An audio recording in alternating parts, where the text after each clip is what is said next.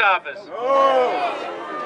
Who wants to stand in line to wait for a hip replacement? How about an MRI or a CAT scan? How about a heart transplant? Why is it that the people from all these countries with great healthcare systems, the supposedly great socialist health, why do their people come to America to get surgery? They don't want to die. Why did Canada's Minister of Human Relations, why did she come to San Francisco when she got breast cancer? You don't want to die. Why did Silvio Berlusconi, when he got his heart worn out from cavorting with young girls, why did Silvio Berlusconi, why didn't he use the great socialist healthcare system of Italy? Why did he come to the Cleveland Clinic for his heart surgery? Because he don't want to die. Yeah, Exactly. because he doesn't want to die. Exactly, the answer is because they don't want to die.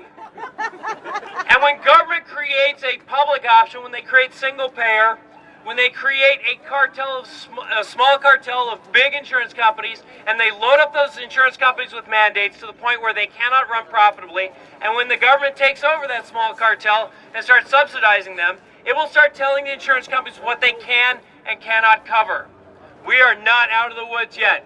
Just because we aren't going strictly to a single payer, just because we might beat, this week, we might beat the public option, just because of that, we are not out of the woods yet. No. Government is still trying to run healthcare from Washington.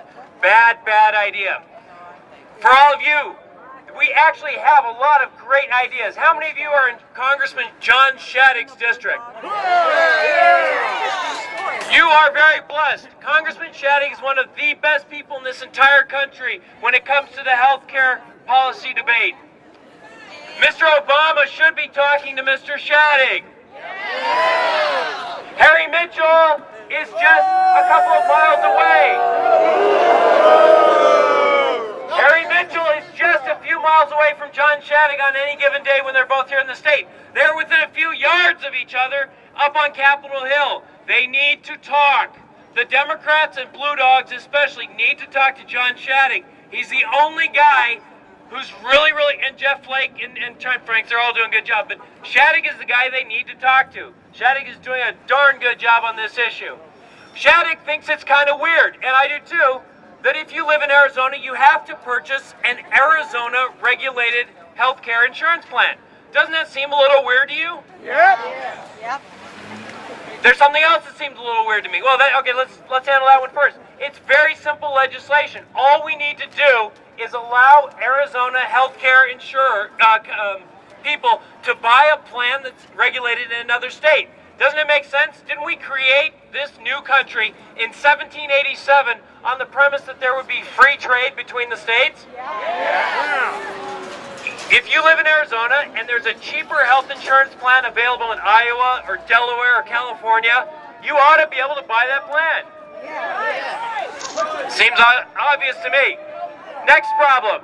Too many people are dependent on health care from their employers. How many people actually get their health care from their employer? It's a little weird, isn't it? You do not get your automobile insurance from your employer. You do not get your homeowners insurance from your employer.